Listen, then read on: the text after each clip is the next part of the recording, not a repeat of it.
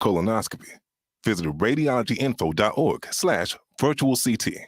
Brought to you by the American College of Radiology and the Radiology Health Equity Coalition.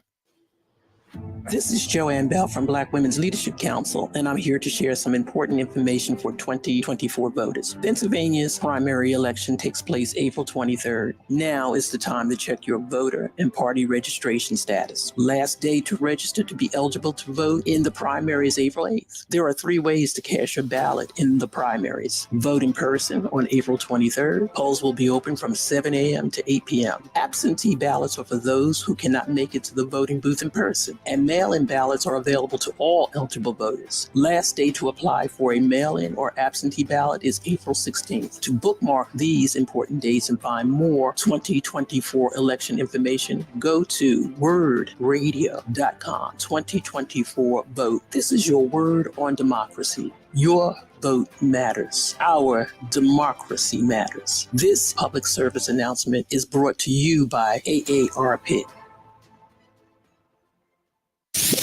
We are the home of progressive Black Talk Media. This is WURD 900 AM and 96.1 FM, Philadelphia. Streaming online on wordradio.com and the Word Radio app. The views and opinions expressed by the guests, listeners, and hosts of any program on Word Radio do not necessarily reflect those of the ownership, management, or advertisers of this station. I'm simply saying that life finds a way.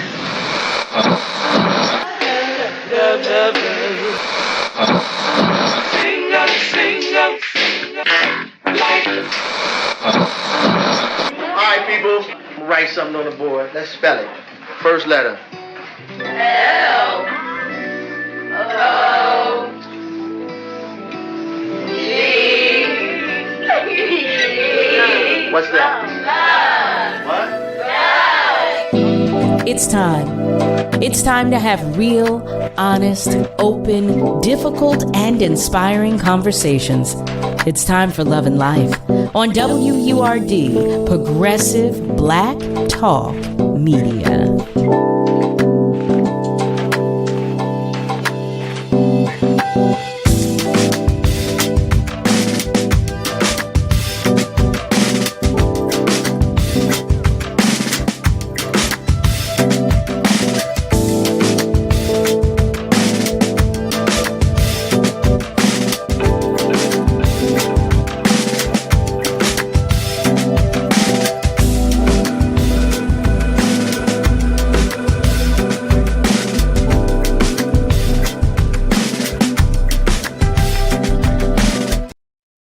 Well, hey there, family. Hello, and welcome. Welcome to Love and Life with Carol Riddick, right here on WURD, Progressive Black Talk Media, on air and online at wordradio.com. How are you today? How are you today? Happy Monday. How about that? Happy first day of April. Did anybody play any April Fool's jokes on you? Somebody tried to play one on me, but it wasn't a good one. I saw right through it. I hope all is well with you and yours. How was your weekend? You know, I ask you every single Monday because I want to know how you're doing and what's going on in your lives. It feels to me like this year is moving so quickly. How about you? It just feels, I don't know. Here we are, April. Oh, speaking of April Fool's jokes, did you see there was an April Fool's joke on social media, which I thought was interesting. It read that there would be a high-speed rail system that would be able to take passengers from Philadelphia to New York in 30 minutes. Now, we all know that was an April Fool's joke, right? We all know that was an April Fool's joke.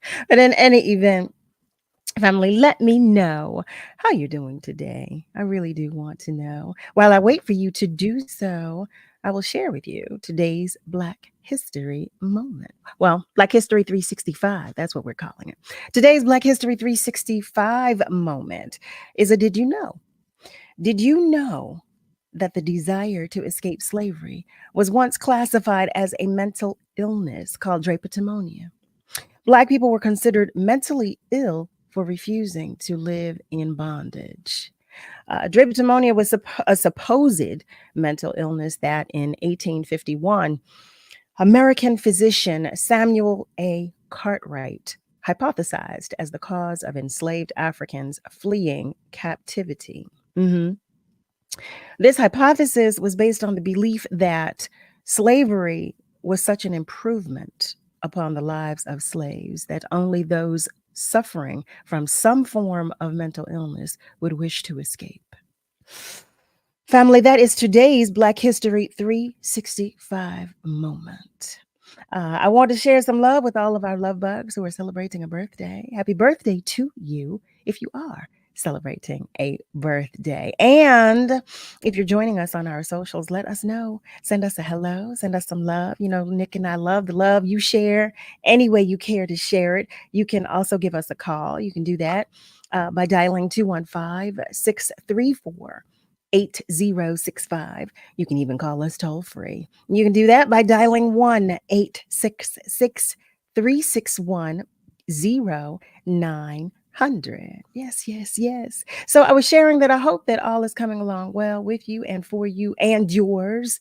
And I hope that your spirit is bright and that you're vibrating highly as well. But if in the event you are not, if your light is shining dimly or your heart is heavy, I just want you to know that I'm sending some extra love on behalf of the tribe and village, your tribe, your village, just to let you know that you are not alone. You hear me? We just want you to know that you are so not alone. I also want to take this time to send condolences to the family and loved ones of the late, great Lou Gossett Jr., a beloved, incomparable thespian. Also to Casey Benjamin, for Casey Benjamin, a largely admired and talented, beyond talented musician. And Vontae Davis, a 35-year-old former NFL player who was found dead in his home. Sending love, hugs, condolences, and prayers of comfort to the families and loved ones of those individuals, of our beloveds. I want to share something with you, family. Yes, I do. Join us for the Level Up Pitch Party and Networking Mixer. That's right. Tuesday, April 2nd from 4 until 9 p.m. at the beautiful Philadelphia Fiddler Club, located at 24 South 24th Street in Philadelphia. Celebrating Women's History Month in partnership with WVON Chicago and KJLH Los Angeles, we are highlighting Black women-owned businesses who are making a difference in our communities.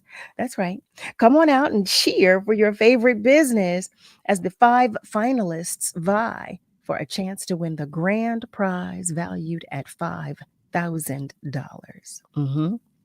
And while you're there, meet and greet the judges and others from various business sectors throughout our city. Simply visit wordradio.com/level up to RSVP for the event.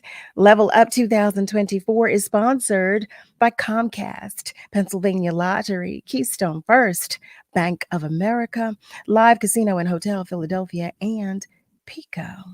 Family, I see that some of you are checking in, and I do want to share that Nicole P is checking in. She shares, happy Monday, love and life family. So happy to be here. Malcolm, there he is. Malcolm White, he shares watching and listening from West Mount Airy. Good evening to you too. Good evening. Always to have you. Always great to have you here joining us. And Art Les Poole Jr. Hi there. He shares, rest in peace, Casey. I know. Lisa Lake, hi, Boop. One of our Boops.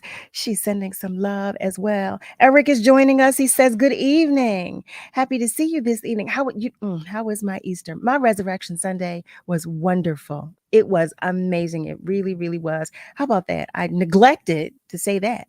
It was wonderful. I really wish and hope that you all had an amazing Resurrection Day as well. Ayatunde Garrett is joining us. Good evening to you as well. It's such a pleasure. I'm going to go to our phone lines really quickly before I introduce you to our amazing guest in this hour. Hi there, Ron. Ron is joining us on line 1. Hi, Cal. Hope Auntie, everybody's doing well. I just want to thank the station for allowing me on Saturday to get up with these words. Jesus be exalted. Your name be praised. We give you all the glory, for you have done great things. Give sight to the blind and made the lame walk. Touch those that who was not feeling well. And remember this, when you wish upon a star, oh, it's so true, makes no difference who you are. Here on Love and Life, it makes no difference who you are, because in Love and Life, we can make this dream come true, but we can be a wonderful comfort at the 7 o'clock hour on up into the 9 o'clock hour. And hopefully that you will carry this. So when you send up blessings, ask the Lord to send a blessing for Love and Life and all the people of Philadelphia. So God be blessed. I wanted to thank those who have been nice to me. They gave me something to help me with my legs. I got to go for a situation on the 8th. I thank all y'all that cares for me. It's not that you don't know how much that means to me. I ask for nothing, but you treat me kind and think about me. And what I mean by that, and I know on the show there one time I was just sort of discombobulated with a couple of my words coming. I get excited, and the person, the talk show host, defended me. Not defended. That's a small word, but spoke and said, "No, that's not true." What a wonderful person to be of that mindset, to have so much, but to have the mind to just say, to up and speak. And I said to Cal one time, many years ago, and not many years, but quite a few years, and I said, Cal, when I first seen her, I said to her, I don't know why I said these words.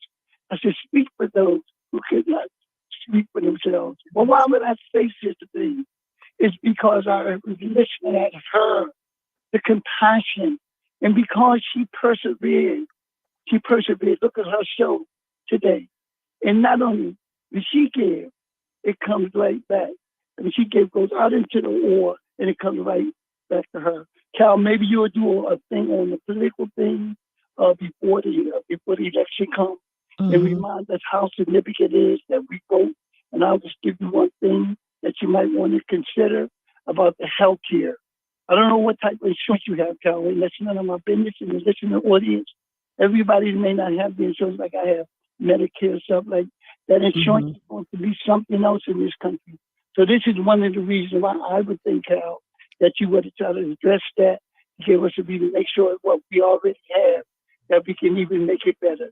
So thank you, Almighty God, for letting us have some health care in this country as we look around the world today. Be blessed. Thank you. Agreed. Ron, you be blessed as well. Thank you so much. Thank you. Thank you. I say this all the time, but I say it because I mean it. I mean it with every fiber of my being. We appreciate you so much. And we thank you for pouring into us positively and for being transparent and vulnerable. It is so greatly appreciated. Family, hi there. I'm talking to you. If you have just joined us, welcome. You are tuned in to Love and Life with Carol Riddick right here on WURD. We are just greeting one another. You know, here we are, the first day of April. The first day of April. Can you believe it? Willie Matthew Williams, hi, love bug. He is sending his love to everybody, as is Smitty, another one of our love bugs. And Eric shares, Nick, I hope you had a great Easter Resurrection Sunday as well. I hope everybody did. I really did. I really did. And I hope you all are truly doing well. Family, let's get started. Let's get started. In our first hour, our guest tonight is Malik Burroughs, who is a judicial candidate for a judge seat in the California Superior Court. He's also an attorney and a writer who has dedicated both his professional and personal life to the service of others. He's here to talk with us about a lot of things tonight. So, family, I welcome you to the conversation with none other than Malik Burroughs. Hi there, Malik, and Thank you. welcome. Welcome. Thank We're happy to you. have you. We are Pardon happy me? to have you join us. We're happy to have you join us. Oh, you know what? I Thank you think very I'm on a much. delay. Am I on a delay? No, I think I can hear you fine. Okay, perfect. So Can I we interrupt you just for a second? Because not absolutely. the, because it's interesting. You talked about how that mental illness that they said that for slaves that who wanted to be free, there was actually a mental illness. And Yes. the interesting thing about that is philosophically, I think we kind of have to question now, is it still the same? Are we like now where the issue is now not physical slavery, but the issue is mental slavery? And It how much of absolutely is. us are actually trying? I think it's the same. I think most people are in a situation where they're in a mental slavery. And we have to question how many of us want to actually break out of that mental slavery. Because there's a lot of things that society is telling us that aren't, really close to what our true nature is. Okay. But we agreed. accept it. Yes. Agreed. So it's interesting that you talk about that, because one is the physical slavery, but one can argue that we're still in a mental slavery and that people aren't encouraged to break out of that mental slavery. We have that conversation. It's a recurring discussion because we do talk about that. We are all in agreement with that. The question I keep asking is, okay, so how do we break the chain? What do we do to break the chain? What do we do to reverse that? And because it's so deeply rooted, now it's innate. It's in our babies. So how? What do we do? What do we do? I think you start from the beginning and you challenge every norm. I was watching. There's if you watch the Avengers, the TV show, the movie, The Avengers. I did see the movie. Yeah. So there's one scene in the movie where someone mentions this planet, and the guy says, "Oh," he names the name of the planet, and one of the other characters says that's a made-up name, and the other character says, "All words are made up." So when you start with, the language we have been given is made up, the idea, again, we go around thinking we call ourselves Black people. Why? As a race, we're like, that's something that was given upon us. That doesn't really even make any sense. We have an African-American culture, but some white person decided the races were based upon color. And it's not based in science. It's not based on any kind of genetics. So there's a lot of the language that we're using, right, that really isn't based on anything. So we have to start from the very beginning. So let me ask you, with that being said, what would your suggestion be? What would your suggestion for terminology be, or a name, or what would it be? Well, first of all, color is ridiculous. Color is not based in science. Color is not based on genetics. Color is not it. Some Europeans have been fighting each other for centuries, and they never thought of themselves as one white race. It wasn't until they started to go and colonize people of color that they decided, oh, well, there's white. Again, you talk about Caucasoid. What's a Caucasian? Well, that's someone who was born in the Caucasus Mountains of Russia. So Caucasian doesn't really apply to most people. And it's not a race of Caucasians unless you're born in Russia. What's white? Well, like I said, there's a European culture, there may be a German and an English or an Italian culture, but there is no race of white people. And so when we allow them to say there's a white versus a Black, we are taking on someone else's language, someone else's concepts. And so here's I'm sorry to interject. Let me ask you this though. So here's the question that I have: that since we've been doing this for so long, we're in agreement that we've been allowing for so long, we've been accepting for so long. So where do we begin? Where do we begin, to make the change? And starting there, again, what would your suggestion be? What would your suggestion for terminology be, or name of our people, our race? Or how would you? I have first year in law school. I had a law school professor who says, he who shapes the issues wins on the merits. So the key to every argument is who's shaping the issue. And when you decide to take someone else's language, when you let someone else shape your issues, you immediately, whatever you think is going on, you're always going to lose. Eventually, Well, let me you're be going to clear. lose. Let me be clear, because I'm not in any way suggesting that I would accept what you were suggesting. I was just curious to know, since we were offering, I was curious to know if you had something different to offer, to what was our. So Well, let I me just think be at clear first on we that. start culturally. Like That means- what we can divide. I mean, if we're going to define ourselves, we define ourselves by our culture, right? So there's a culture that we have. There's a culture that we have that's based on our African lineage. And then there's a culture that we have established based on where we are in this country. So there's culture. And even that can be, It's tricky. specifically, yes, because we can talk about, I know I'm a West Coaster. And then when I go to the East Coast, it's completely different, Right. Black folks in the West and Black folks in the East, they're different as opposed to Black folk in the South, right?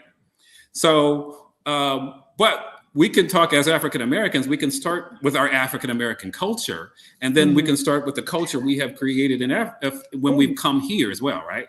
I just thought of something with the comment that you're making right now. But wait, we're going to put a pin on that just one moment. Family, hi there. Once again, welcome to the conversation. Welcome to Love and Life with Carol Riddick right here on WURD. We are going to take a commercial break, but the phone lines are still open. And feel free to comment on our socials. Stay with us because we are coming right back. Join us for the Level Up Pitch Party and Networking Mixer, Tuesday, April 2nd at the Fittler Club, celebrating Women's History Month in partnership with WVON Chicago and KJLH Los Angeles. We are highlighting Black women-owned businesses who are making a difference in our communities. Come out and cheer on your favorite business as the 5 finalists vie for a chance to win the grand prize valued at $5,000. And while you're there, meet and greet the judges and others from various business sectors throughout the city. Visit wordradio.com/level up and RSVP to the event. Level Up 2024 is brought to you by Comcast, the Pennsylvania Lottery, Keystone First, and Bank of America. Since 2003, Wounded Warrior Project has helped post 9/11 veterans adjust back to civilian life. Through specialized programs, they begin healing their bodies and minds while regaining a sense of camaraderie. Learn more at woundedwarriorproject.org/possible. Tune in to Eagle Word Magazine, hosted by POC, the first Friday at 10 a.m. for the PA Lottery Eagle Word Fact of the Month. Brought to you by PA Lottery, benefiting older Pennsylvanians every day. Long nose, what's the word, boy? What's the word? What's the word? WURD, Progressive Black Talk Media.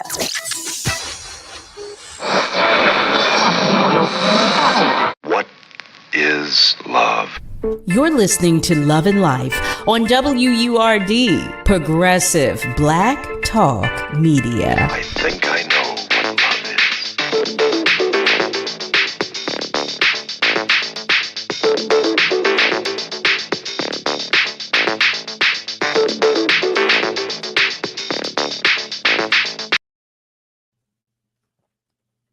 And we are back. Welcome back, family, to Love and Life with Carol Riddick right here on WURD.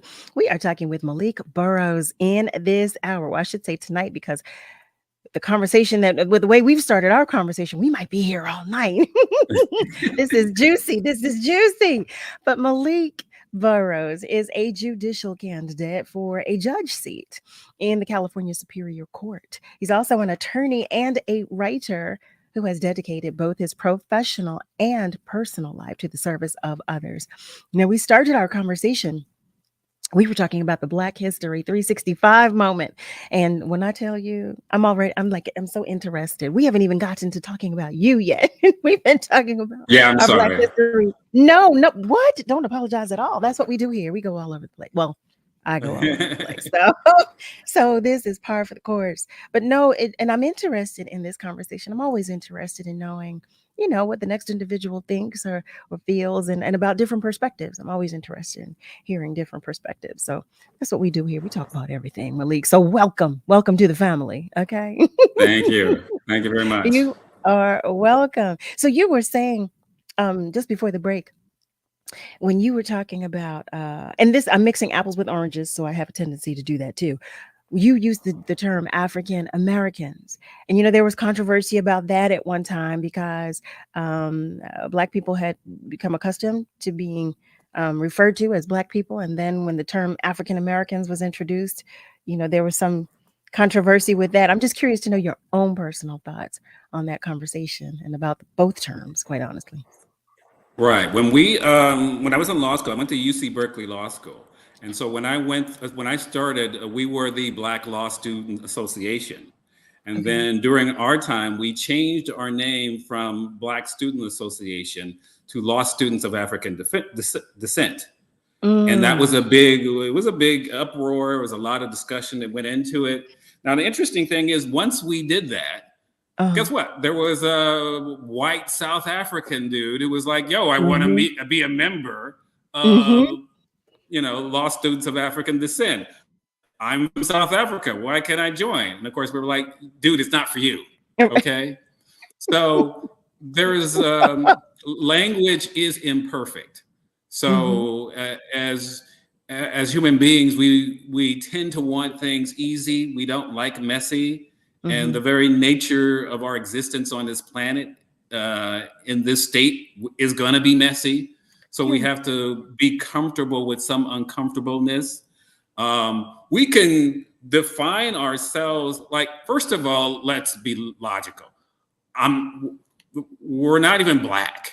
Like, we can be chocolate, we can be this. We're different. We're damn rainbow. We're just shades. So even the term, and these people ain't white. So again, factually, the term is off. And then again, it's a term we didn't create. So you can be comfortable a lot of times with your own enslavement. We didn't create this term. Someone told us we were Black. When in Africa, are we all looking at ourselves as Black? No. So I don't like using any someone else's terms, right? How about that? There's so much about our existence that was told to us. Right. And ultimately, to me, at least I like the fact when we root ourselves back to Africa, we root ourselves to a whole history. We started civilization. There's so much that came from Africa, from Egypt, from Nigeria that we want to hold on to, and why do a lot of issues, like when we have come here, we've accepted, I think as Black folk, as African Americans, we are ultimately spiritual. We are not slaves. When we say that we are American, America is a very capitalistic country that really is obsessed with materialism. Oh my God. I contend that's not us. I contend that's not the root of who we are as a soul people. We're not based all up in this materialistic American world, but we've taken on that whole concept. Yes, we have. I say it all the time. We've gotten so far from who we are. We no longer know who we are, and the Black man and Black woman no longer knows who we are to one another. We are magical when we know with one another. I do want to take a moment to go to our socials because our family members are commenting. Michelle is joining us. Hi there, Michelle White. Michelle White says, "Hi there, everybody. Good evening, family." And Eric, he shares, "Good evening, Mr. Burroughs. Welcome to the Word platform. As a young boy, I was always baffled about the term Black and white, and I noticed so many things correlated with Black were negative or confusing. Black plague, Black cats, Black sheep, Black death, Black market. Think about it." Oh, absolutely. Absolutely. Absolutely. Ms. Viola is joining us. Hi, Ms. Viola. Ms. Viola Richburg Gray. She shares, "Hello. Colored." Yes, absolutely. Because we are an array of shades. I love that. She also shares that in Bermuda of 1965, they used white or colored. 1999, my Nana still used that term. Wow. Nicole P shares, "How does Mr. Burroughs' perspective regarding race help or challenge him in his practice as an attorney and judge pro tem?" Oh, well, there's someone who knows you. Look at that. Very good question. Because as an African American person, when I go into court or when I was a public defender, so the first 4 or 5 years of my practice, I was a public defender. So I was into defending people who were charged with crimes. And mostly that was people, African Americans in Inglewood and Compton. And so the only reason why, what was it? I think it was Einstein said the only life that's worth living is a life of service. And so when I wanted to be, the only reason why I wanted to be a lawyer was to help people.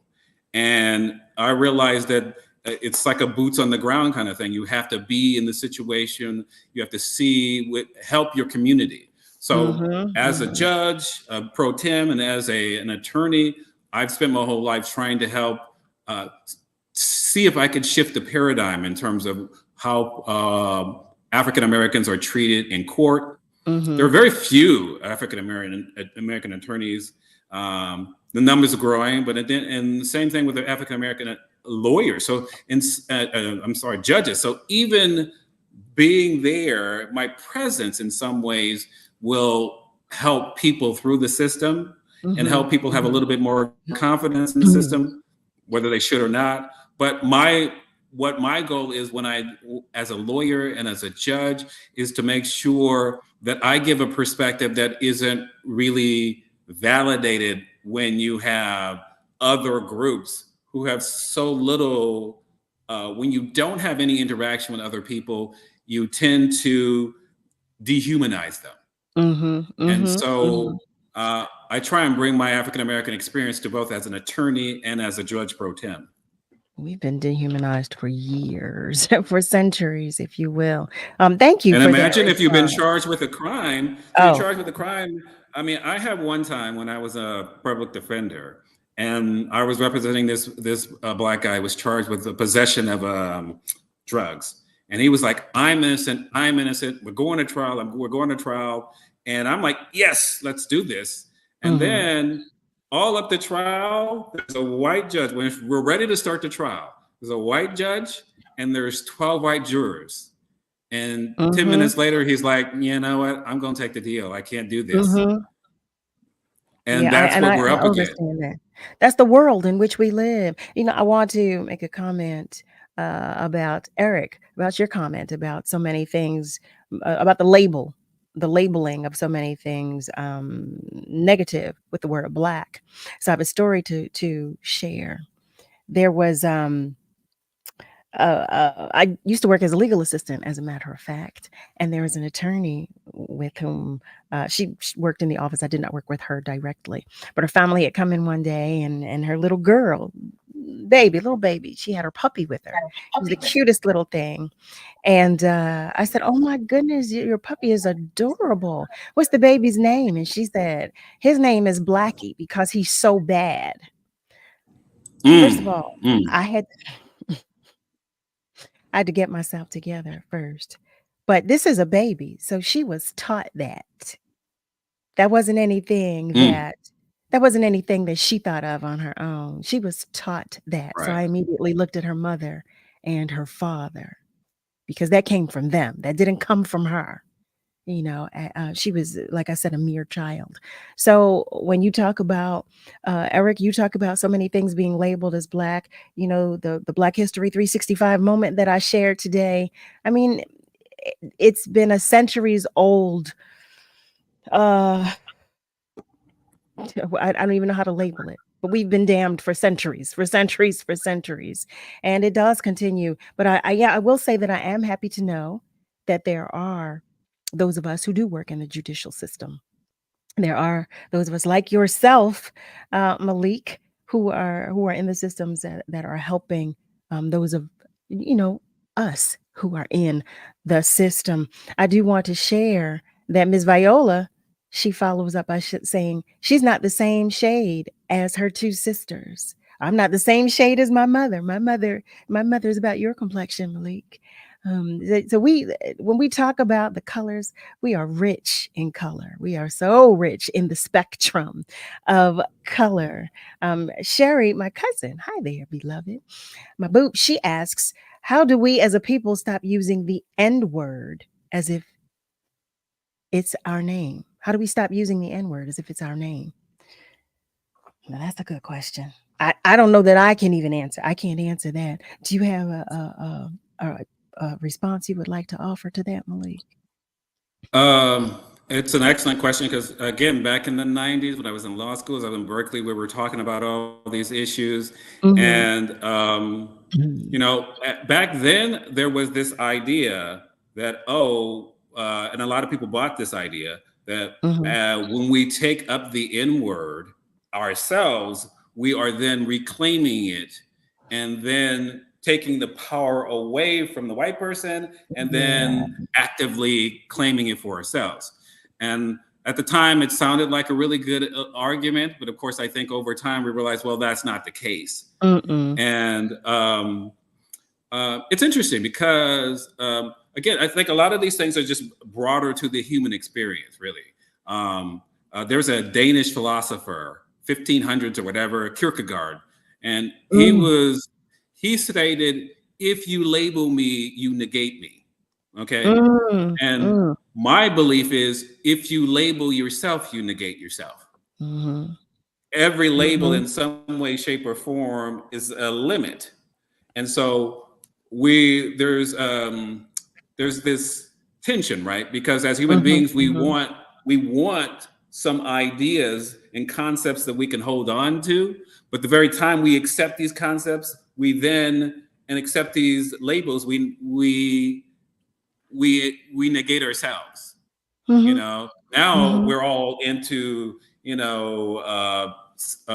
homosexual, bisexual, pansexual, whatever, and we're now micro labeling ourselves. So it really is an expansion of consciousness to get beyond labels. What we have as African Americans is a culture that we share. And we need to get into expanding that whole cultural experience. And this is a new century. So we got to throw away all these labels.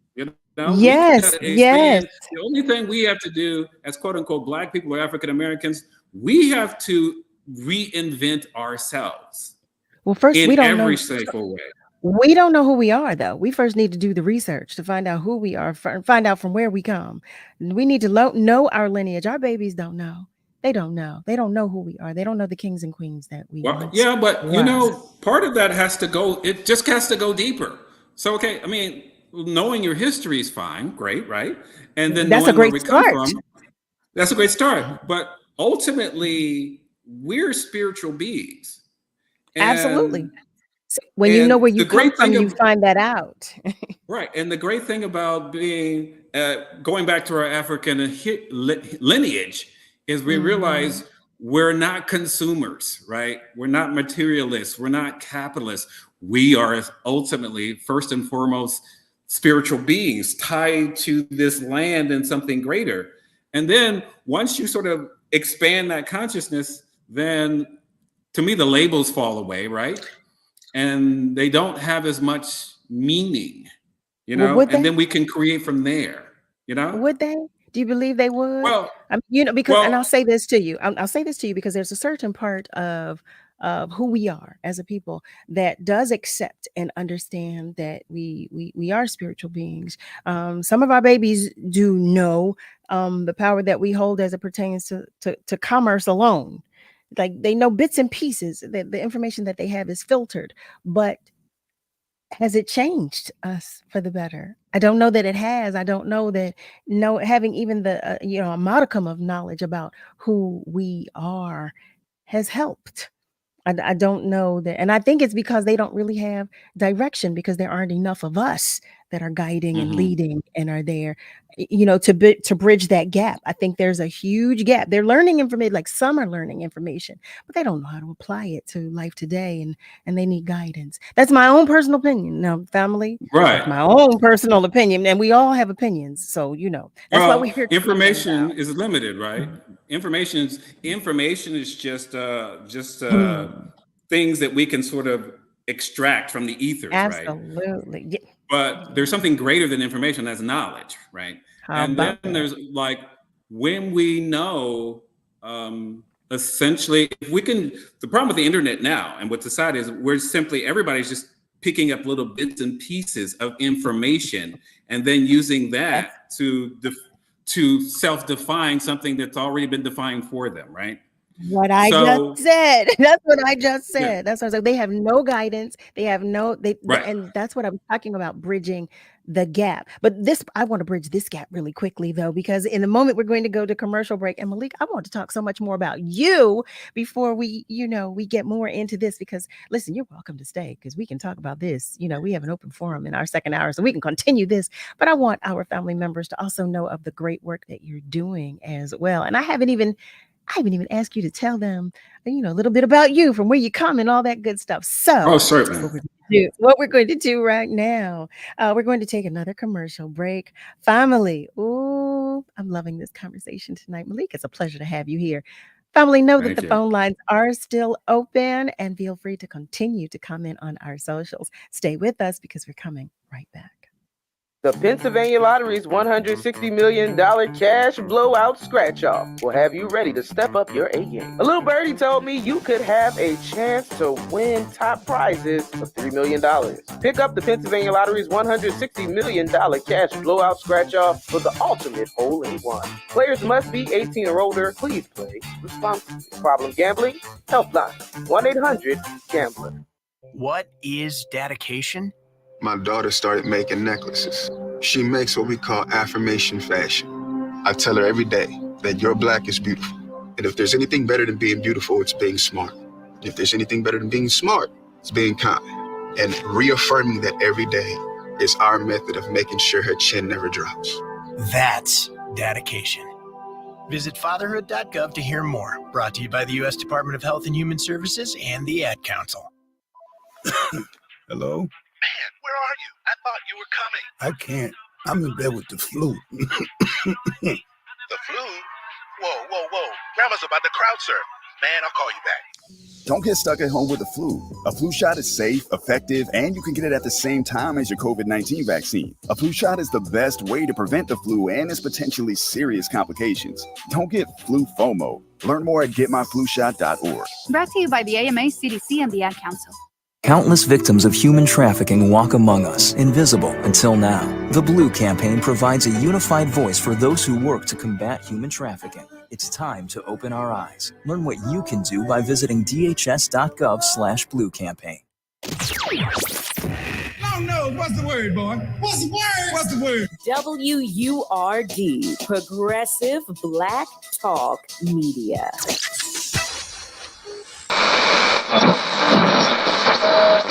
Let me tell you something, and don't you ever forget it. Success is nothing without someone you love to share it with. You're listening to Love and Life with Carol Riddick on WURD, Progressive Black Talk Media.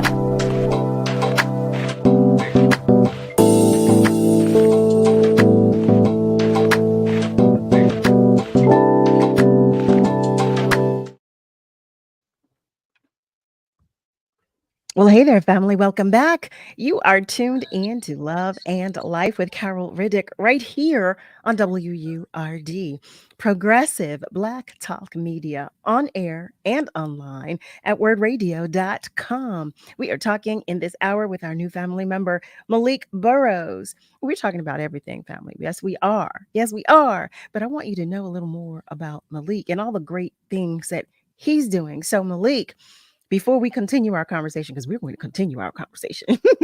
Okay. Would you please share with our family members just a little about you, from where you come and all of that good stuff? Certainly.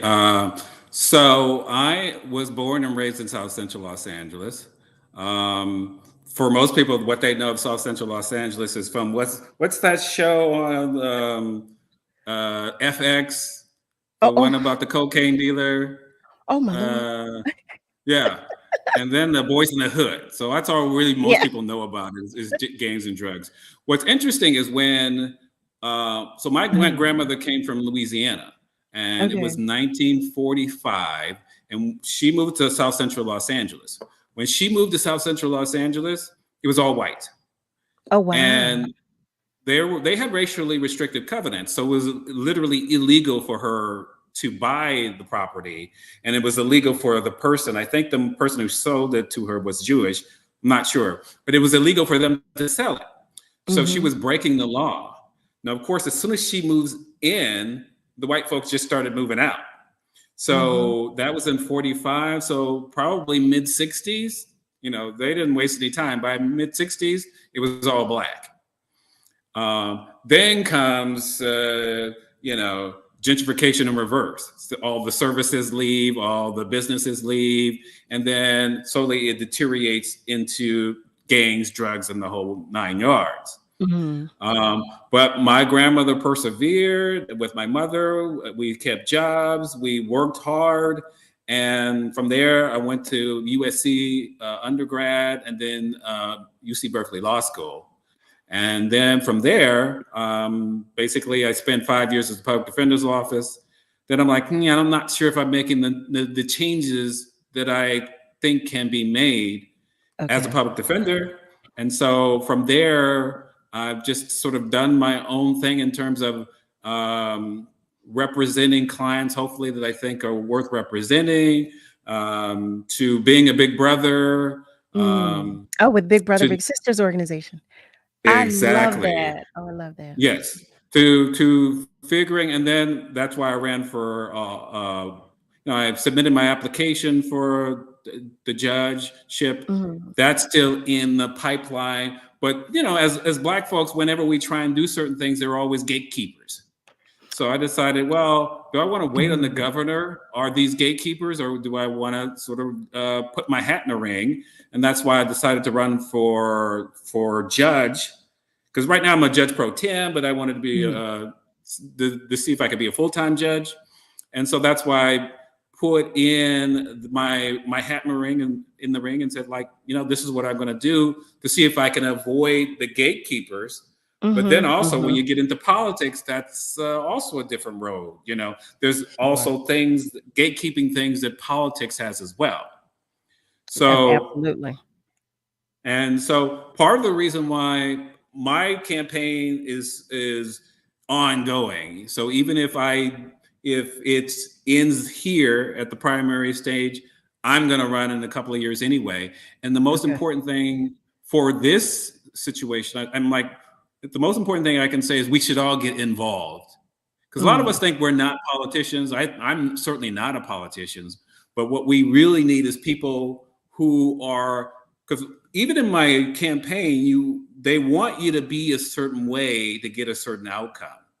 So we need people who are more real to get into the political process, to change the political process. You know, because what we have is when you decide to put your hat into a ring and be political, all of a sudden you have to change the very nature of who you are in order to make it palatable to people who are voting. So the system in some ways corrupts the whole process. That's where that knowledge, unless we have enough progressive people who allow themselves to be in the system and while changing the system, if that makes any sense. That's also where that knowledge comes into play, because you have to be knowledgeable about the system in order to affect change. You know, if you're in the system and you are not knowledgeable, that does no one any good. But that's where that knowledge comes into play as well. So what writing, I shared with our family members that you write as well. What form or what type of writing, and what are you? Mostly scripts. TV, movie scripts. I wrote a play about the Rodney King riots, and that was produced a few years ago. So I have lots of friends who are writers. But for me, like the only point of writing is to share, or if you can illuminate on the human existence. That's the point to me of any creative endeavor. If you're going to be, I think we are all creative, you know, God created us as creative spirits. We are the essence of creation. We're the embodiment of it. But any kind of true creation to me should shed some light on what this human existence is the and why we're going through it. You know, a lot of, again, to tie it in, a lot of the issues that we are having is the breakdown in people's belief system.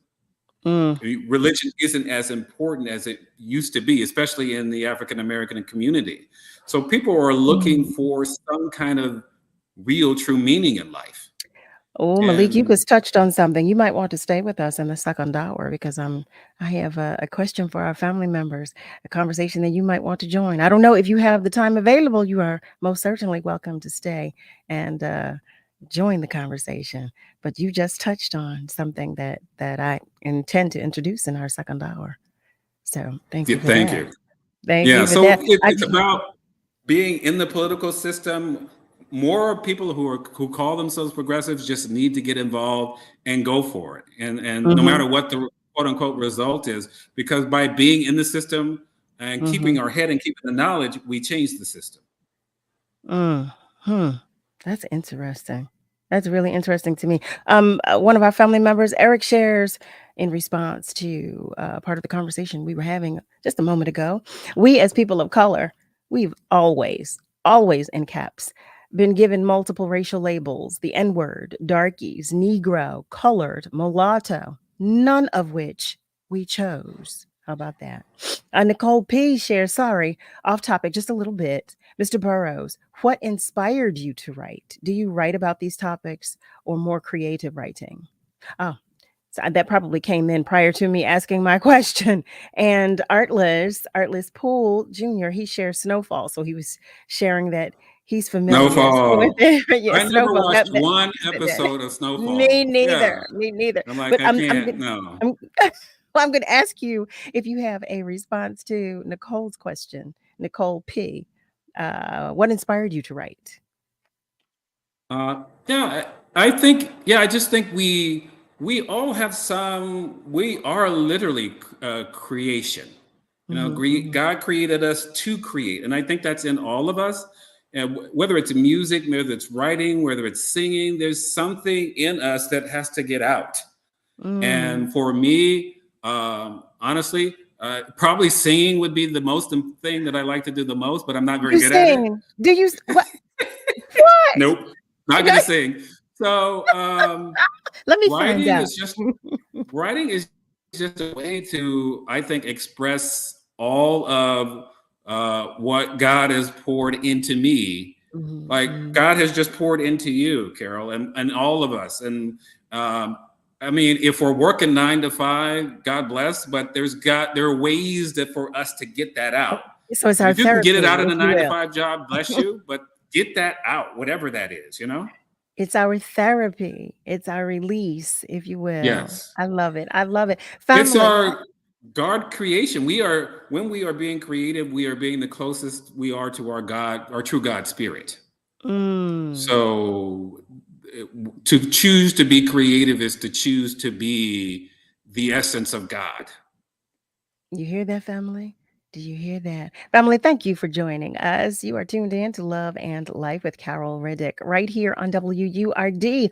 We are talking with Malik Burroughs. When I tell you we are talking about everything, guess what? We are talking about everything, and I love it. I love it. I love it. In just a moment, we're going to go to a commercial break, but Eric shares, as far as I know, now correct me if I am wrong, we are the only, in all caps, race of people who have been renamed, refurbished, and or recycled with a half a dozen or more titles. How does a race of people grasp to a respectable title and own it with pride? Would you like to take that, Malik? That's a good question. I got to start from the beginning, and that is my belief is that all labels are restrictive. Absolutely. We are. Let's just stop there. With an ellipsis. I am. With an are. ellipsis. So start with exactly. So and let that hang. So we don't have to. For one, we shouldn't be, to me, so obsessed with labeling ourselves. First, we are this God essence. We are pure God expression, right? So we gotta start with the spiritual, or it all falls apart. Because the intellectual, because the intellect is just a game. The intellect is just, the mind just banters things back and forth and back and forth. The mind loves the drama of the argument, of the discussion. So first we got to start with the creator, with the spirit, and know that first of all, we are simply God essence. And then as African Americans, we share that and express that God essence in unique and wonderful In ways. the That's most what binds us. unique and wonderful way. The most unique, if I might That's what interrupt. If I binds might, us. you know what, Malik? I hear the attorney in you. I just love it. I love it. Family, listen, it's time for us to take a break. Before we go, I do want to share. Nicole P. shares, this is such a great conversation. We need more liars and political figures with such a well-rounded perspective. On that note, family, we're taking a short break, but stay with us. We've got so much more in the next hour. And Malik is staying with us. So you stay with us too. We're coming right back. It's the WURD Hot 60. Hot 60. Here's the hottest 60 seconds you missed on Love and Life. A lot of what I molded my relationships after were sitcoms from the 90s. I actually thought love was like Family Matters. I always just assumed that whatever man ran after me the way Steve Urkel ran after Laura was like definitely my husband. So when I look at television shows today, it makes me a little sad because representation is so important. Discovery of love can sometimes be through the view lens of watching people in love. I know that that's my first relationship with falling in love, is watching other people be in love and then being curious about what that feeling is. So to now see how contemporary television moves the message more towards sex and the capitalism centered around dating, that's the part that feels a little scary. But in terms of showing love, I actually don't think that it can be salacious enough. Love in its most purest form, regardless of the particular sector of love you're looking at, is always so fascinating and so beautiful. And it reminds you why you actually don't need money. And that's your hottest 60 seconds from Love and Life on WURD, Progressive Black Talk Media. Meet Amanda. She loves to start her day by heading to her favorite coffee shop. Morning, Amanda. Black coffee, no sugar. Then she usually takes the long way to share a little treat with Coco, Mrs. Lopez's little terrier. And when Amanda arrives to open the Keystone First Wellness and Opportunity Center, Mr. Freeman is always there. You always on time, Amanda. Always on time, Mr. Freeman.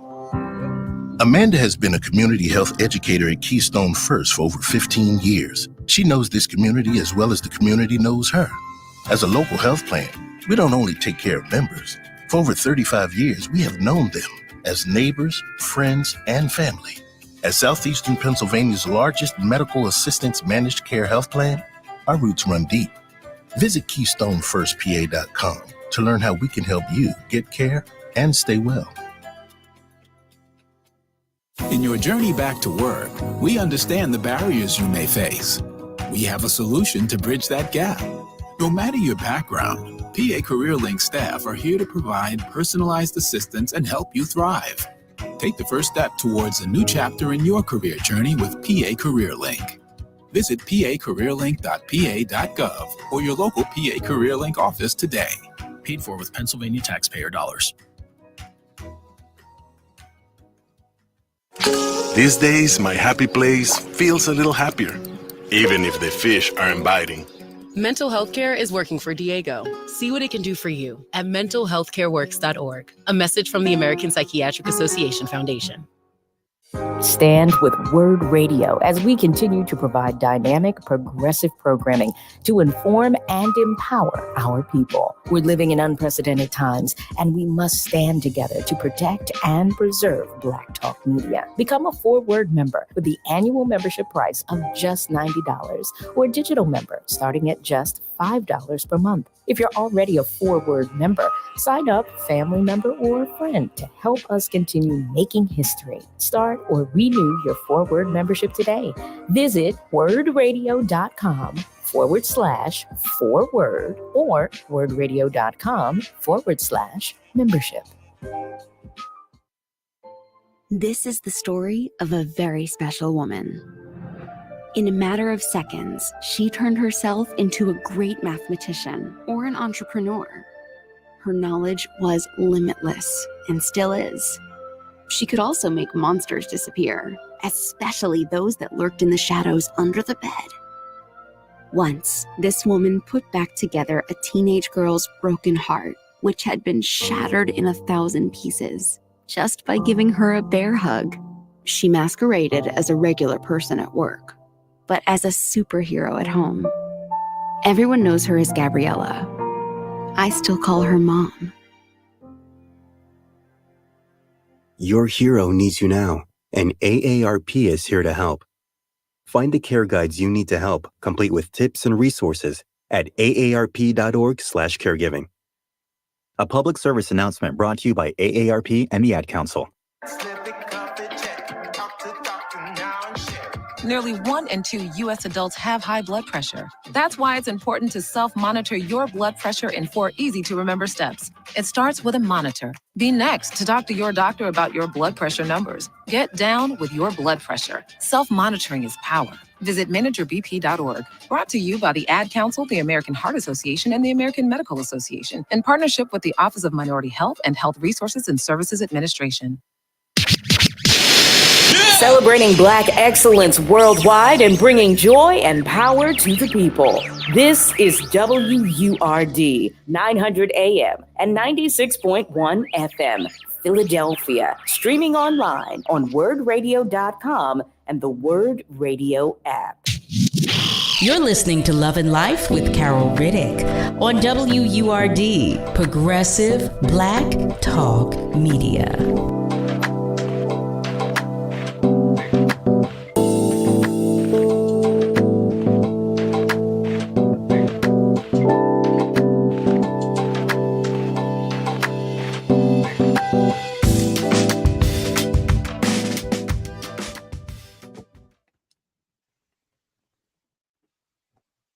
Well, hello there, family. Welcome back. Welcome to the top of the second hour of Love and Life with Carol Riddick, right here on WURD, Progressive Black Talk Media, on air and online at wordradio.com. We have been talking with Malik Burroughs. We had such a great conversation in our first hour. I know we don't have Malik. I know we don't have you for much longer, Malik. But one of our family members has a question for you, Ms. Julie. Hi there, Ms. Julie. One of our love bugs. She shares, greetings, everyone. I looked up the definition of pro tem. So as a pro tem, I looked up the definition of pro tem. So as a pro tem judge, were you Judge Burroughs, chosen in a district that has questioning reputation about jury and decisions rendered?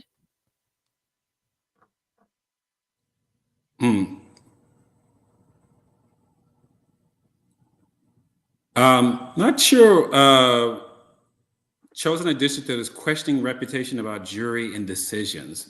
Well, that's a good question. And what you have is when someone is elected as a judge. So I've been running as a judge. As a pro tem, what you do is you serve with the judges will either in traffic or in different jurisdictions, they will put you in to serve when a judge, the normal judge is not there. Okay. So there's very little of the choices. And even when you're elected, you're kind of put where they tell you to go. So a lot of what, in terms of something you want to accomplish, a lot of it is restricted by where, like everything in life, where you're placed.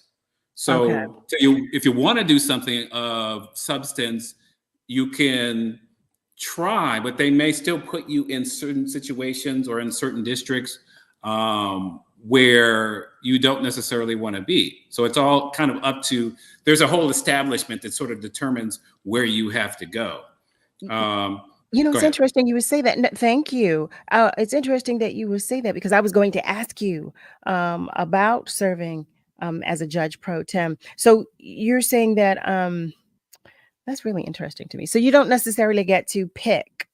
You can choose areas of interest. So I've been a judge pro tem for like 5 years, 6 years. I'm not sure exactly how long. I like doing traffic. For a while, I did restraining orders. You can do landlord tenant. You can do, so you can, personally, I like doing traffic because that's where you will get the most people. Most of the people whose experience with the system comes during a traffic ticket. So and for some people, that can be devastating, Absolutely. The law financially. is so vast. So if you're a judge, and you're being placed in different areas, that sounds kind of tricky to me because the law, because the law is so vast.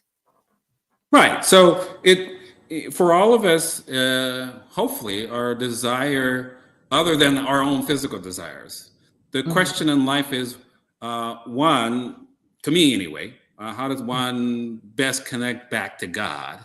And two, while you're in this physical beingness, how best to help people, how best to serve. Mm-hmm. And for a while, I thought being the best way to serve was being a public defender. And then I decided, well, the best way to serve for me is to take cases that I believe in. And then to a certain degree, can you help? You go ahead, If I'm I sorry. might interject for one moment, I'm so sorry. So you were doing defense litigation. Was that in traffic, or was that Well, criminal? when I was Or was that? when I was doing defense litigation, it was to start off with, it was criminal. Okay, I And thought then you said that. Okay. yes, so I was a public defender for 5 years, and then after that, I quit, and then I did criminal defense work, and now I still do criminal defense as well as civil cases as well. You do? Okay. I was going to ask that. I know when we talk about, service and giving back, and I know that's an area, especially where we need a lot of help too, because of the way the laws are structured. So, okay. Well, yeah, and also, again, this is a society that, hey, everybody's taught to get theirs, get yours, have a great life, have as much sex, drugs, and rock and roll as you can, and that's not really giving back, right? So ultimately, my belief is that that's a life that leaves you empty. And so there's only two things that matter, as far as I can tell: the search and the acquisition of your God essence, and then trying to Malik, pass that along. now you lost me with that. Okay. Now where did that come from?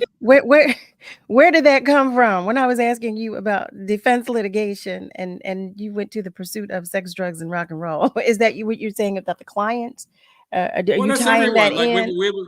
No, yeah, because we not live everyone. we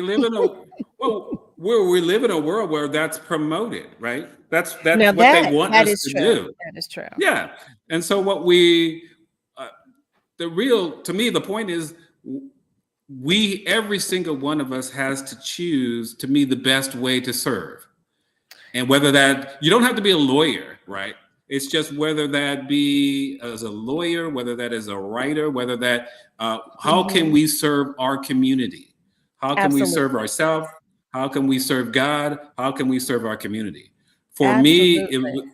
it's always been in the legal field, but I know everybody has a different choose. Like, even as we were talking about being a big brother, big sister, that's an excellent way to give back. I'm a big sister, so I know yes, well. I enjoy it. That's why I was saying I love that, because I'm a big sister. But you know what? yes. Because you do so much now, Malik. I know you have to go, but I want to ask you one more question. So I read that your work includes service with Marieleto Cubans seeking political asylum. Can you talk with us about that briefly? Well, I don't. Yeah, that was I used to work with the ACLU, and so that was back in the 90s. So I'm an old man, as we've discussed. You are not an old man. So, but it's interesting because we still have these immigration issues. They're still the same. Right. So for 30 years, we've been dealing with these issues. Now, understand, when we talk about Marielito Cubans, we're talking about the dark ones, quote unquote. So anybody who knows anything about Cuba is like, well, you've got the light Cubans who are the ones who run the country, right? And the ones who are the conservatives and the ones who are the ruling class. But most of Cuba is the dark folks, just like us. So here, the ones with darker skin. So if we might be more politically correct, that just sounds a little better than saying the darker ones. But the ones who have darker skin, if you will, let's massage it a little more, since we're talking about, if you will. But I want to go to what our family members are saying. Ms. Viola shares, this conversation is just so juicy that she said, I had to come to Facebook. She was listening to the radio. Eric shares, Every human being, all races, and every living creature has some unique purpose. We as human beings were made for so much more. It is about learning to truly love and learning to appreciate and flourish with the life God has given us. Amen to that. Nasir Butler is joining us. Hi there, Nasir. Great to have you. Eric asks, is it common for a judge or for judges and lawyers to rotate in your preferred category if they desire experience in several areas of the law? Interesting question. It's mostly specialized. And that's what people don't understand. They may watch Suits or, when I was Law a and kid, Order, LA whatever Law. it is. Well, exactly. And then they go to law school because they think the profession is one way. But very early on, you're going to ask to specialize. So most people they have been criminal defense lawyers for their whole life, or they've been in the entertainment industry or civil law. So I always tell people it's best to sort of either internship or have an idea in your head already of what you want to do in the legal profession. Because more than likely, once you choose that road, that's the road you're going to go down your entire life in that profession. So the criminal defense lawyers have been criminal defense lawyers for 30 years. So rarely do people sort of branch out into different areas. Understood. Ms. Julie asks, in your explanation, I'm hearing the necessity to change the jurisdiction law. Your opinion, Judge Burroughs, regarding civil law cases should be an opinion to be accepted and elevated. I appreciate that. Ms. Viola says, I'm in agreement with you with the other two, but no drugs for me. She says sex and rock and roll, all right, but no drugs for her. And agreed. Eric shares, great answer. Malik Burroughs is a jack of all trades, master of many. Keep on keeping on. Like I said, there was so much about what you do and who you are that I wanted to share with our family members. I know that you cannot stay with us. Malik has shared with me that he does have to get back to work, and we so understand that. But we definitely appreciate you coming to spend some time with us, to spend your energy, your attention, your knowledge, your education, and your spirit with us. It is. Thank you very much. Will you come back to visit? It was a pleasure. It was. Yay. And I would love to come back. Love that. Love that. And we wish you all the success. Quite honestly, we truly do. One of our family members, Poetic Goddess, a lyrical alchemist, shares, your comments have been extremely enlightening. Thank you. Thank you. Thank you. And Malcolm shares, this was such a great segment. So on behalf of the family, just thank you. Thank you. Thank you. And we look forward to you returning. We look forward to you coming back. So we'll see you soon. Thank you. Thank you so much. We'll Take talk to you care. later. You too. Thanks, Malik. Bye. Family. Oh my goodness. That was such a great conversation. I did not want it to end. I know Malik had to go, but he said he will come back to visit with us. So I am looking forward to his return visit. But I was sharing with him that I wanted to talk with you. You know, we've been having a lot of open forums lately, and I've been talking with you about current events and all of that good stuff. Well, guess what? Tonight is no different. I've been enjoying the exchanges that we've been having about what's going on, about the different things taking place in the world. And I have a video. Of course I do. You know I do. I have a video that I want to share with you. And I want to talk about this video. I want to know what you think and how you feel. Malik started the conversation about church and state, basically. He was talking about religion. You know what? I'm going to play the video. How about that? Let me shut my mouth, play the video, and then we can continue the conversation. How about that? It's a system now. Oh, God. It's a system. Everything is a system, and systems work with or without God. So I think the institution of church is whack. I think how church is ran is whack. I think the religious system and structure is whack. I don't subscribe to it, even though I grew up in it, I benefited from it, but I learned that God is not the church. And once I realized, whoa, God ain't church, that for me, you know what I mean? I ain't from the streets, I'm from the church. So that was a huge thing as well. It's in the Bible, though. It says you can't even find God in a man-made temple. Why don't we read that, though? How often do you hear that sermon? No, you hear Pastors make the people about the church. We got the church name, we church and the bumper sticker, the church.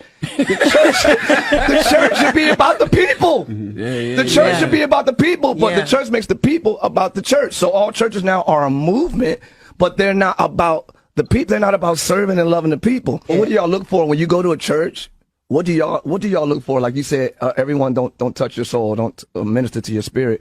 It's not about what I look for, it's about what I feel. Got it. It's a feeling, you know what I mean? Like you just I know what you mean. Some people just speak to your soul. Like, you know, I think Sarah Jakes right now, man, She's at least for me, She's talking to you. I love it. Like all the time. Yeah. Like, So even when I'm just practical, listening to her podcast, so I just think some people have an anointing on them for the moment that we are in. And just like her father had it and still has it, you know, I think she has it for the current moment that we're in. Word. And then another thing, so growing up in a church where, you know, I'm so used to that back in the day. Like, for instance, I don't want to go to a big church because the pastor don't know me. The pastor don't. I'm used to going to talk to the pastor after church, going to get that individual prayer, going to tell him what I'm struggling with and all that. As a teenager, I was going through a lot of things, you know what I mean? So I would be able to go and talk to my uncle. He is the bishop, like go and talk to him and stuff like that. But I've gone to churches where, you know, pastor don't even know you, and he not even tripping off getting to know nobody. You know what I'm saying? He just come and he do his thing. They sing a whole album before he start the sermon.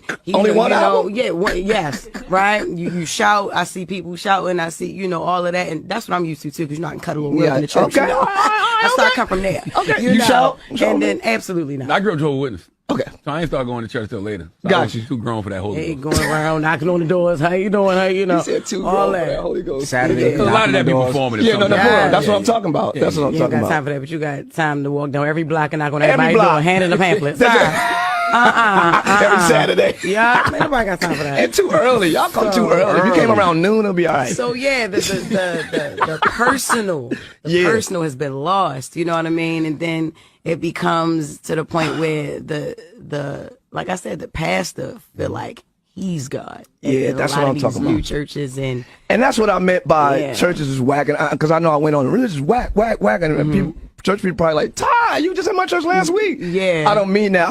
I mean that stuff right there. Yeah, and what it's become. I have found it. Family. So there we have it. There we have it. I should have prefaced the video with sharing with you that now, you know, on Love and Life, we talk about everything, but we talk about everything with respect, and we talk about everything with the understanding that we don't all share the same opinions. Okay. We don't all share the same outlook, and we all have different backgrounds. So I would like to have this conversation with you about what you think and how you feel, but I'm going to ask you to be easy, okay? Because I know this is not an easy conversation to have, but I do think it's a necessary one, because here we're in 2024, and I'm beginning to ask you every night, you know, to pray. And I had to think about that, you know, what I'm asking of you and what that means to you. And so I'm curious to know what you think about church nowadays, if you attend, if you don't, and why. I just want to know so many things. I want to know what you think and how you feel. Family, know that the phone lines are open. Feel free to call me at 215-634-8065. You can also call me toll free at 1-866-361-0900.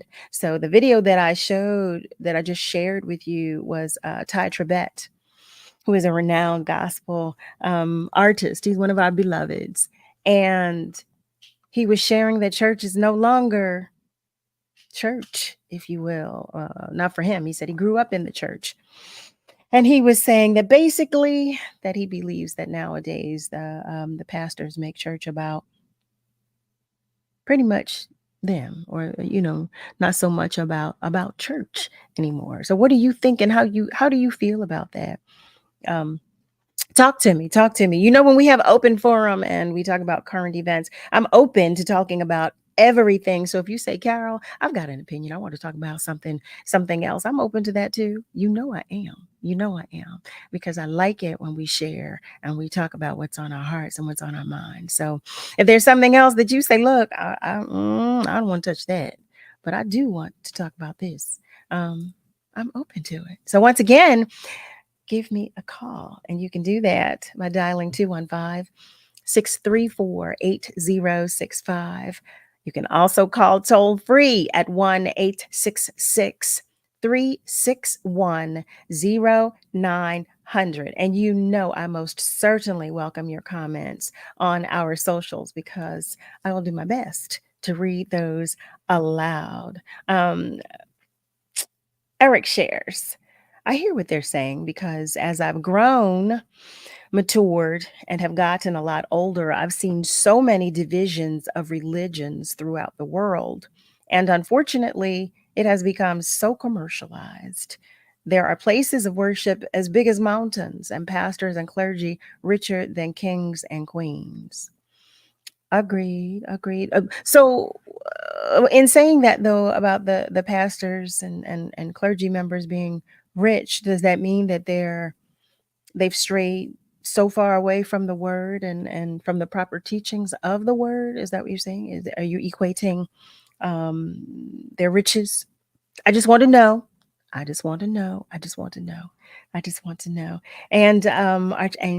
Archangel Michael and Kruma, hi there. Welcome to the conversation. He shares, church is a place of gathering and fellowship together in the presence of God. Yes, absolutely.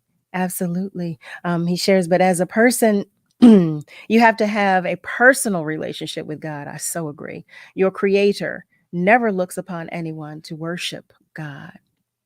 Let me read that again. But as a person, you have to have a personal relationship with God. Your creator never looks upon anyone to worship God.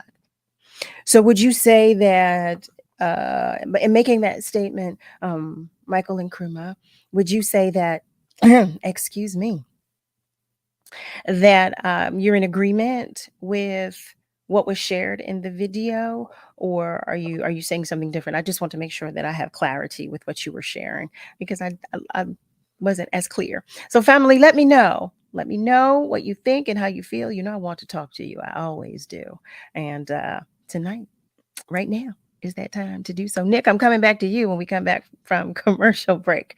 Family, stay with us, because we will be right back. Join us for the Level Up Pitch Party and Networking Mixer, Tuesday, April 2nd at the Fittler Club, celebrating Women's History Month in partnership with WVON Chicago and KJLH Los Angeles. We are highlighting Black women-owned businesses who are making a difference in our communities. Come out and cheer on your favorite business as the 5 finalists vie for a chance to win the grand prize valued at $5,000. And while you're there, meet and greet the judges and others from various business sectors throughout the city. Visit wordradio.com/level up and RSVP to the event. Level Up 2024 is brought to you by Comcast, the Pennsylvania Lottery, Keystone First, and Bank of America. Step into a world of rejuvenation and discovery. Join us at the Philadelphia Senior Expo at the Pennsylvania Convention Center on April 11th from 10 a.m. to 5 p.m. Get your free ticket on Eventbrite by searching Philadelphia Senior Expo. Embrace the blooming season with a day tailored exclusively for our cherished seniors. Celebrate the day with vibrant activities, exercise routine, dancing, giveaways, and health discussions with medical doctors. Don't miss out. Get your free ticket on Eventbrite. Family Therapy Vignette Moments with Dr. Lucille Ijoy. It's April, you know. We're not fooling around. Take this note. You have the right to vote. Sometimes you want to give up and make a sorry frown. But it's April, and we're not fooling around. We register, we vote, we must. We're standing tall. We realize this is no joke. We're standing with the crowds. We're standing for the vote. We register, we vote, we must. We register, we vote, we must. This is Dr. Lucille Ijoy. We register, we vote, we must. We're celebrating Black influence and Black excellence worldwide on the home of progressive Black Talk Media, WURD. Let me tell you something, and don't you ever forget it. Success is nothing without someone you love to share it with. You're listening to Love and Life with Carol Riddick on WURD, Progressive Black Talk Media.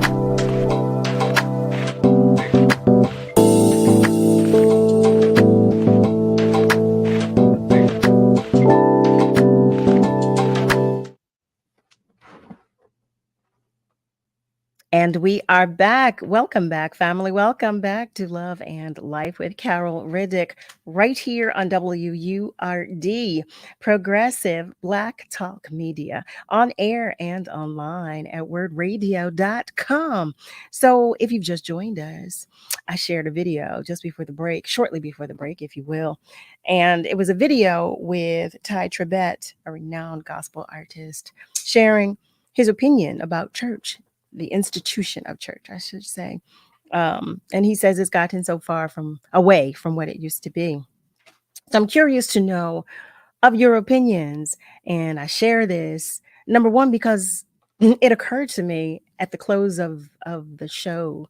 I do ask you, to pray. And number one, I probably should ask you if that's offensive to any of you, because I don't want to impose upon you anything that I do. So that's my first question. But number two, I'm curious to know what your opinion is about the church. If you feel that the institution of church is still as strong as it once was, or if you feel like Jess shared in the conversation with Ty, she shared that the churches nowadays are more about the pastor than they are about the congregation. So what do you think and how you feel? And I will say, I want to repeat that, we talk about everything here on Love and Life, but we talk about everything with love and in love. And I do know that this is a sensitive topic when you talk about the church. So I do know how sensitive this is, but I also want us to be mindful that we all have an opinion. We all have a perspective. We all, we're all different. We're all different. So I want us to be respectful and mindful at all times, no matter what it is about what we speak. Miss Audrey shares the church is reminiscent of family values. I agree with that. I grew up, when I was a little girl, I grew up as a Catholic. And I was in church. I went to Catholic school. I was in Catholic church, always. And it wasn't until my adult life where I was baptized. But I have been in church, have always been in church, have always been in church. It is a staple in my life. My mother she made sure I had a personal relationship with God at a very young age. So that didn't change into my adult life. I'm going to go to our phone lines. James is joining us on the phones. James, thank you so much for calling, and thank you for joining the conversation. Good evening, Word family. I have an uncle. He built a church, couple acres. Everyone is allowed to come. Doesn't matter the color. Doesn't matter the background. Just a child of God. Just come. No collective play. Doesn't ask for anything from anyone. Come to pray as one. You're talking about April Fools. I truly wish that it was a million institutions like that. A million places to pray. And we as God's children, let's come together. That's facts. I love y'all. We love you more, James. And I thank you so much for contributing to the conversation. I am in agreement. Come one, come all, I am in agreement with that. Malcolm shares, I got out of the ritual of church years ago. Some things in the Catholic Church stopped making sense to me. So now I just keep it neutral and spiritual, and I talk to the Creator on my own terms. He shares he was baptized as a Catholic as a kid too. Yeah, he was a baby girl. Eric shares, I was taught that Jesus and his parents were broke. I don't see the need for such extravagance in churches and possessions. God is in your heart, your kitchen, your car, your school. If you just stop and think about it, God is there. Take the time to have a conversation. I'm in agreement. I'm in agreement with that. I do. I do. I do have that same belief. I thought today, because Niall sent another video to me, and I said, I think I want to go in another direction. I want to ask our family members. Here we are. We just came from Easter, and we just celebrated the resurrection, and it just made me think. It made me think so deeply about the state of the world and about who we are to one another, and about where we are, with our personal relationships with God. If for those of us that have that, and for those that don't. So, I think about everything taking place in the world, but I thought it would be great for us to talk about it, family, because that's what we do right here. That's what I encourage us to do right here in this space on Love and Life. Talk about everything, because it exists and because it's real. Because it's real. And because here we are in 2024, and we've got so much going on. And we talk about it all the time. All the time. Michael Archangel, Michael and Kruma shares, to be honest, speaking, church is not the way it used to be anymore, because many churches today have turned church into personal entities instead of the main concept of the Holy Spirit being at the center. That's what Ty Tribbett was sharing. That's exactly what he said in the video. He said just that. Now, there was something else that was shared in the video. Jess shared that she had a personal relationship with her pastor growing up. I'm not sure if she said a pastor or a bishop. I'm not sure, but I'm curious to know: does your pastor know you? Does your bishop know you? Does the clergy? Does your priest know you? Do you know them?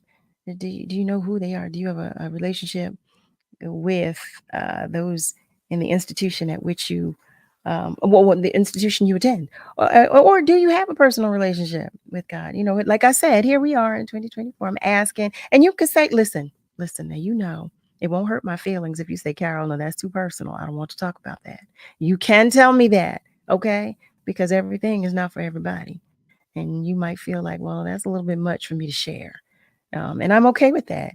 I'm okay with that. That's your right. That is your right. But I am curious to know what you think and how you feel about the video that I did share and the opinions that were shared in that video. I'm going to go to our phone lines. One of our love bugs is joining us in the conversation. Hi there, Joy. Thank you so much for calling, and welcome to the conversation. Thank you. Thank you for allowing me to join the conversation. I think that before I go to the video, that we relate so many things to COVID and how that affected us. And even before that, knowing that the church is not the building, and what not being able to go into the building for such a time, that the church is the people. So it's the relationships that are established or built with the people, whether it's the pastor, whether it's the choir, whether it's the ushers, how that carries forth. And now to the conversation of the podcast, the reference to having grown up in the church and now feeling a different way, I think that it just really has to do with how that is set up, I guess you would say, for the different churches, whether it's a large church or whether it's a small church, how people are treated. My children, when they were younger, went to a church that we were invited to. And from the time they were young until they were grown, periodically a conversation would come up about how they felt at that church, that the people were not welcoming, and they were children coming to sing at a youth program or coming to be a part of a youth program. So those things that affect us from early age to grow, to when we're grown, I think those are the conversations that need healing in the relationships that we have. And just again, that, the church being the people, not the building. Thank you for that. You are absolutely, I am in full agreement with that. The church is the people. It is not the building. I'm in agreement with that. So what did you think about what was shared in the video, if I might ask? Well, I think that whatever feelings he has or he was expressing did come from, as he said, it came from an earlier relationship that he had, and maybe even how, because he said he does go to church. I think that was part of it. He still attends church, but that how he feels about how things are being handled in the church. The financial part or the elevation of the pastor or whoever is in, the overseer or whoever it is in the church. I just thought that the honesty of it could probably, help someone. That's a true feeling, and maybe there are people who feel that way and they're not expressing it, and they're holding that hurt and they're holding opinion and can't get to the healing because now, as a person being a part of a church, and I heard you have your relationship that people call it church hurt. And it's not church hurting people, it's people hurting people. Thank you for that. That expression of, and sometimes people may say, I was hurt in the church. Well, that's more accurate than just calling it church hurt or calling people hypocrites because you may see one thing or hear another. But the context of it is what I would hope in prayer, as she said, as we pray and as we who are witness to what we believe, that we would be able to help others come to hopefully a safe space. I pray for that too. I really do. I do pray for that. Thank you so much. And thank you for obliging and accommodating and for answering my questions as well. Thank you so much. It's truly appreciated. Thank you. And we're going to keep praying, right? Yes, we are. Yes, we are. Okay. All right. Family, thank you so much for joining us. You are tuned in to Love and Life with Carol Riddick right here on WURD. So, family, I shared a video. For those of you who missed it, I shared a video, and it was a conversation with Ty Tribbett, one of our beloveds, a renowned gospel artist, and he was sharing about how he feels that the church has changed, and he feels that it's no longer what it used to be. And I'm asking you about your opinions because here we are. We're coming from Resurrection Sunday, Resurrection Day. We just had the biggest celebration, and I want to know what you think about what was shared, about the conversation that took place in the video. I want to know if you too have a personal relationship with your Lord and Savior. Just curious to know. I'm just curious to know. And again, I want to share that I do know how sensitive this conversation is. I also know how personal this conversation is. And I will not be offended if you say, Carol, I do not want to discuss that. I do not. That is too personal a conversation for me to have. I overstand. Do you hear me? I overstand. I really do. But I do appreciate those who are contributing because I love communicating. I love communication. Michael and Krima shares, but to my opinion, nothing must stop you from going to church. If the church you're going to is not doing something right, and when you feel it in your spirit, then you go out and you join another church that is based on Jesus Christ and the salvation of mankind. Because after all, salvation is what matters in Christianity. To your point, I was going to say that when Miss Joy just called and she shared about, people hurting people in the individual institutions. I believe there's truth to that. Then that may not be the institution for you. And something to consider too when we talk about the different pastors or bishops or preachers or priests who are relaying the word. Just as when we're children and certain teachers don't reach us, maybe that pastor or that bishop or that priest or that pastor is not reaching you. Maybe there's another one who may relay the word to you differently, and it may touch you differently, or it just may be different.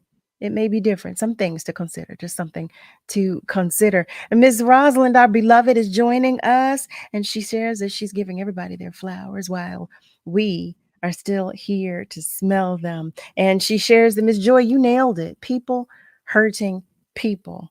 I overstand that. I can identify. And Eric shares, Carol, I encountered a few people over the weekend who were frantic about getting Easter baskets and coordinating Easter egg hunts.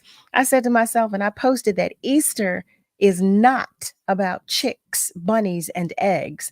It's about a historical resurrection. We've gotten so far away from its true meaning, just like Christmas. I just had that conversation. Yes. So, yes. It is time for us to take a short commercial break. Nick, I did not forget about you. Don't you think I did? But we're going to take a commercial break. And when we come back, we're going to continue this conversation. So stay with us because we're coming right back. Are you wet shaving?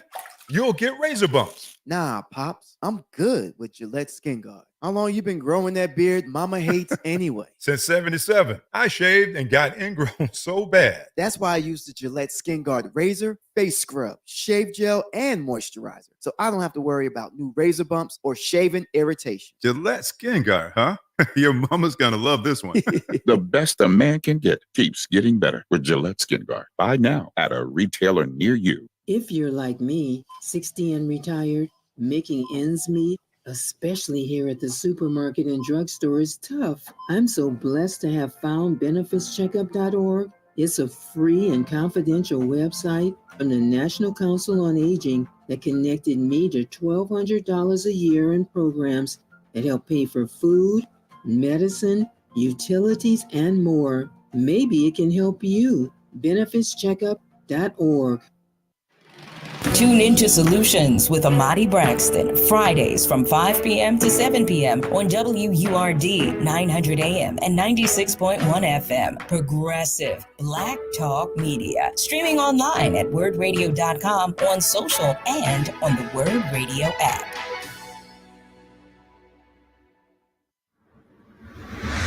It's too black, which means it's too strong. We're celebrating Black influence and Black excellence worldwide on the home of progressive Black Talk Media, WURD. What is love? You're listening to Love and Life on WURD, Progressive Black Talk Media. I think I know what love is.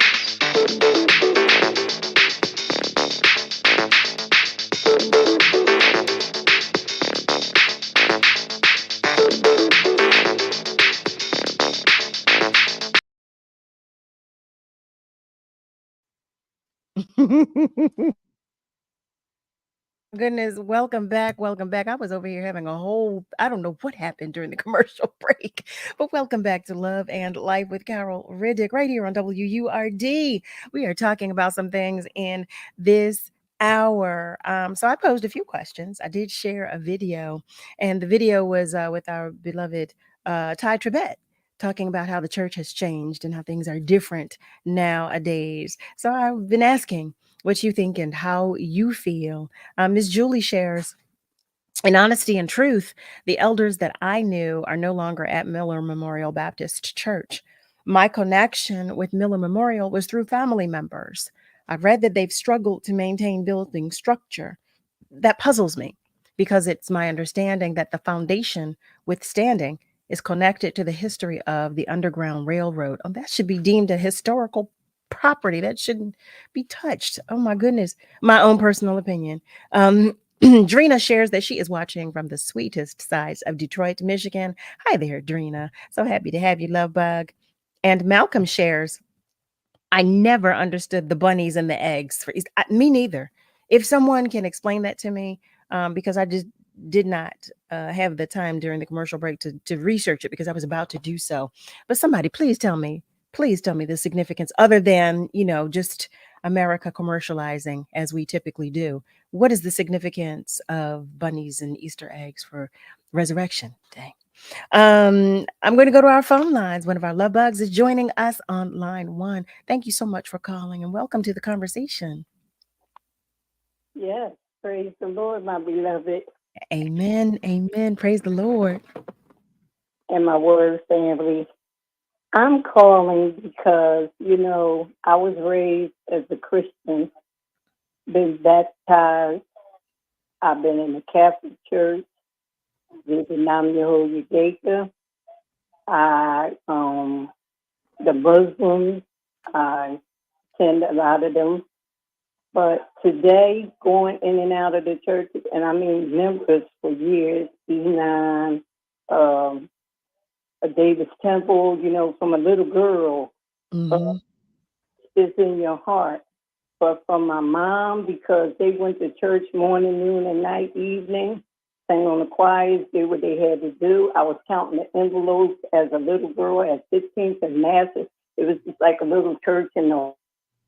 But as I went on, it was a lot of churches I ran out, trying to find myself, to find the right preacher and everything, and learning the scriptures.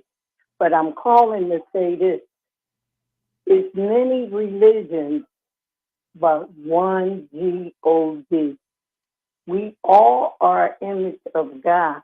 God has to be with you. This is my terminology that I learned for myself and from coming from praying family. And it hurts my heart, even today, and from the pandemic, that you serve these churches, you work on the choir or you work usher, you do everything, baptism, whatever, dinners, whatever, minister to other people, even if you don't know the true whole gospel or whatever. The thing is, people in the church turn you against even coming in their house. If, like in my house, we serve a God. I don't know all the scenario. I would have preachers tell me and teachers tell me, oh, that girl Rosalind, oh, she thinks she know everything. No, I don't know. But I know for a fact I spent 20 years in New Life Presbyterian being the board, dealt with E9 for years, and all the other churches. Sometimes the church is not it. It's the people that's trying to serve you. Even on Ridge Avenue, I went to a few churches trying to find a home church around here now. Because I couldn't get back to E9 because of my health. And even take stuff, food, clothes, all kinds of stuff, good stuff, and then give the people the bad stuff. You can't treat people any kind of way when they come to worship house to serve a God, which God supposed to be in you first. And yes, I believe the church has lost all their respect. Tupac said, how you got all these churches and stuff and people out here hungry and living on the street and all that. It ain't supposed to be. The church has changed. I stand out here minister. I look at it this way, and you got Mr. Farrakhan talking about the Pope and why he got security, but he got this and why they killed. I'm just sick of all of why we can't all just unite together as one, as people, because we all have children. So they can kick all the other stuff to the curb. Yeah, I'm sick of it. But I still, where I go, how I go, I'm not going to be afraid because I was born to die for my right serving my God. And I love my people. But people don't love me. They'll take everything from me. But you think I got a phone call, Rosalind, is you okay? Hell no. If it wasn't for W in the last 2 years, I would probably still be going to see a psychiatrist. I wouldn't even know all this stuff about my body that they have destroyed since I was 13 years old, having a baby, being abused by my mother, everything. A Christian woman, the family, everybody. We have to get it together. Godly is in us. How you serving people? Rosalind, I'm so sorry. I'm so sorry to hear that you've dealt with all of this. I'm so sorry. But I'm so sorry to hear that.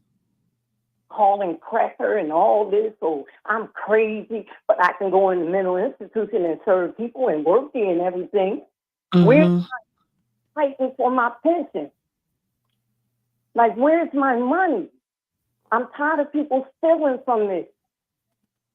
I'm sorry that you're dealing with that. I am terribly sorry to hear that that has been your experience.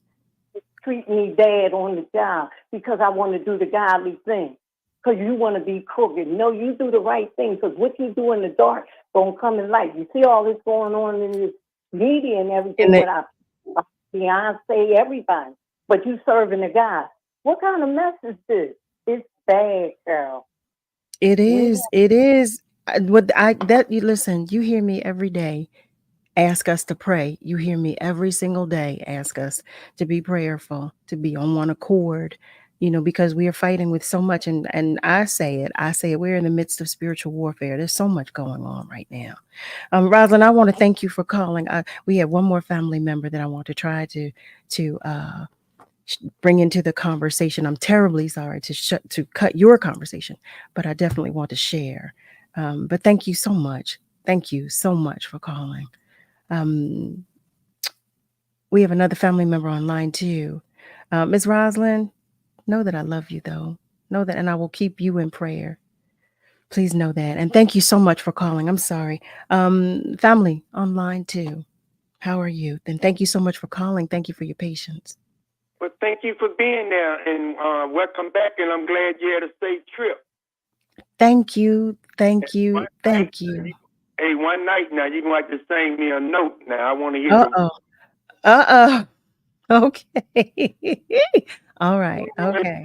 Many moons ago, the church is a social order and a means of stabilizing and perpetrating the existing system. That's why the church do not seriously challenge the system of racism and white supremacy. Now, I was born and raised in Birmingham, Alabama. Church was everywhere. They made me go to church. I used to cry. Then they got to selling ice cream cones in the basement of the church. It was all right then. But look, we had all these churches in Birmingham, Black Catholic Church. They had the funeral parlor. They had the city council. They had this. They was the school teachers. They had these nice communities. When the white folks left, the city started dying. All that stuff them Negroes had in Birmingham, south side of Chicago, we're on that right now. Same game. I don't care where a large number of Negroes are. There was Negroes there with money. Those cities are not prospering. They are not growing. And they are not able to take care of themselves. And we have to ask ourselves why. All these darn churches in all these cities, Negro politicians, Negro entertainers. We had Detroit. We had Cleveland. We had Washington, D.C. We was out there in Compton. Why are we not building nothing with all these Negroes, entertainers, business people, at churches? Can you answer me that? I cannot. I cannot. I cannot. I cannot. I cannot. Listen, because we were about to close the show, but I so appreciate the contributions to the conversation tonight. I always do. I always do. I don't want that to be lost on anybody because, I believe communication is key. I really do. And I appreciate it when we share with one another. I really and truly do. I appreciate it. Sometimes you all, you widen my perspectives, you change my perspectives, and I appreciate you. I just want that to be known. Norm McGowan, I see that you checked in. Miss Lily, our beloved, I see that you checked in as well. I want to say again to our beloved Rosalind, just God bless you. I will pray for you. I will keep you in prayer. Nick, I didn't get to ask you, but that's all right. That's all right. That's all right. Family, praising God from whom all blessings flow. As I do each and every day, all day. You hear me? You hear me? I ask that you pray for someone who does not yet know God. How about that? Pray for your loved ones, pray for your enemies, and for those in need. I thank you as you continue to support Love and Life. I thank you. I thank our guests for sharing their time, energy. Well, I thank our guest, Malik, for sharing his time, energy, attention, space, spirit, and knowledge. And I thank you too, as I always will and I always do.